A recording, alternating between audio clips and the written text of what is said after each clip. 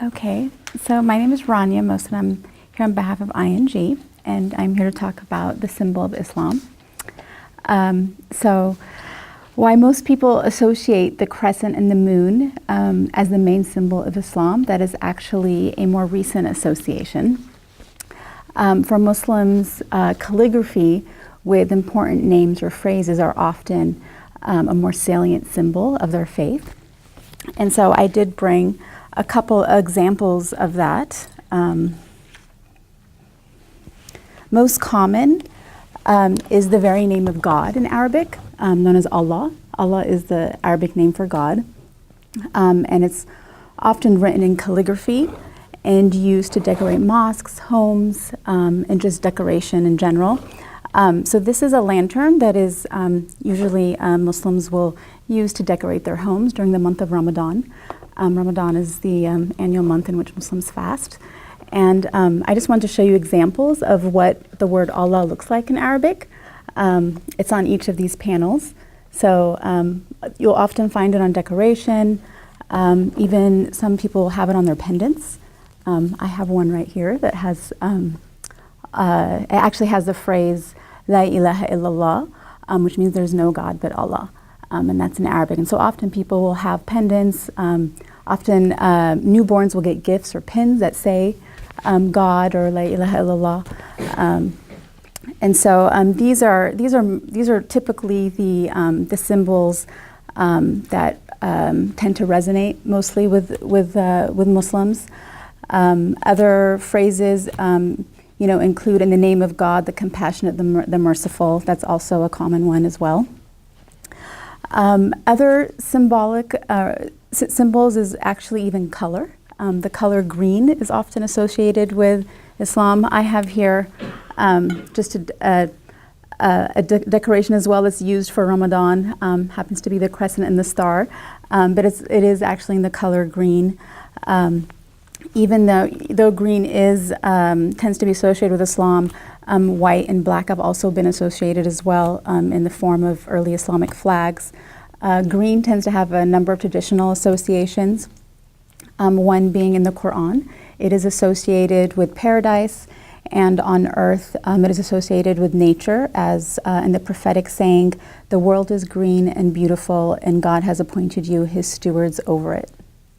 A number of flags of Muslim majority countries are also green, including Saudi Arabia, Pakistan, Mauritania, and the old flag of Libya. Many other flags tend to include green amongst other colors as well.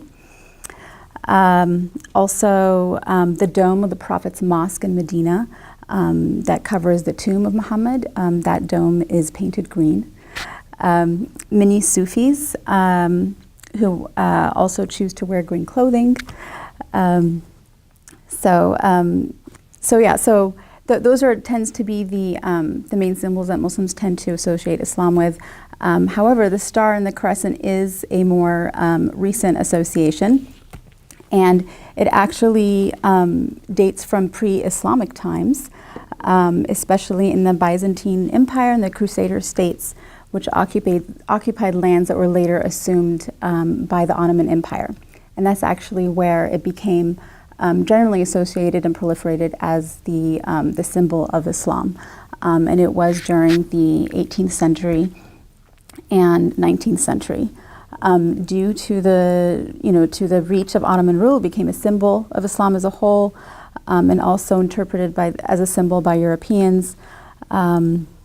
It was used quite a bit in decorations in mosques. I have a picture here of a mosque in Syria as well. Oh, actually, it doesn't have the crescent and the star, but it does have the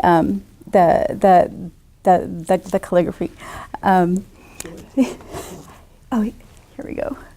Sorry.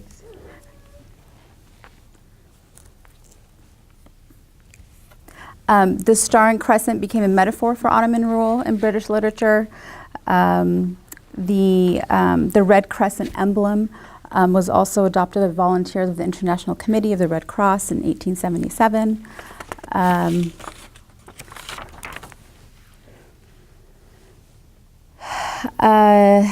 Let's see. So it was featured on the Ottoman flag of 1844 as a white crescent and star on the red background, as in this picture.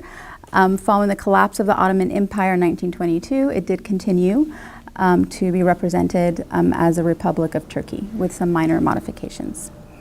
And so the same symbol has been introduced in the 20th century on other flags as well in other countries, including Pakistan, Malaysia, Mauritania, and the Maldives.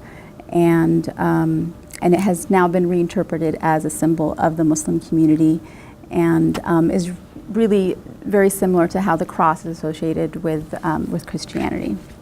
And one last thing I just wanted to mention, the term of the crescent moon is actually Hilal in Arabic, and it does play an important role for Muslims in their life because of the Islamic calendar. It is a lunar calendar, and so it's often it is the sighting of the new moon, the crescent moon, that dictates the change of the month for Muslims.